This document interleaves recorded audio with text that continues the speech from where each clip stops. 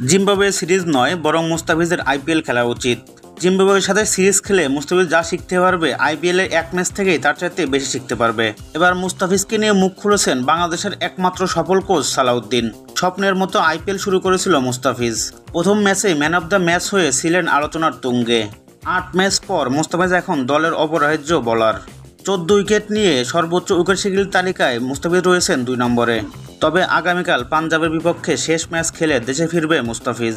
IPL না খেলে জিম্বাবুয়ের সাথে সিরিজ খেলার জন্য দেশে ফিরছেন তিনি। তবে বিসিবির এমন সিদ্ধান্ত মানতে পারছেন না সালাউদ্দিন। বাংলাদেশের একমাত্র সফলতম কোচ আরও বলেন, মুস্তাফিজ কিন্তু আইপিএলে চেন্নাইয়ের গুরুত্বপূর্ণ সময়ে বল করে। অধিকাংশ সময়ই দেখবেন মুস্তাফিজ দ্বিতীয় অথবা পঞ্চম বা ষষ্ঠ ওভারে বল করতে আসে। আবার ইনিংসের শেষ ওভার অথবা শেষের দিকে 2 ওভার করে। এর মানে হলো মুস্তাফিজের উপরও দল ভরসা করতেছে। আর এই সময়টাই টি-20 ক্রিকেটের কিন্তু মেন সময়। এই সময়ে ব্যাটসম্যানরা রান করার জন্য মরিয়া হয়ে থাকে।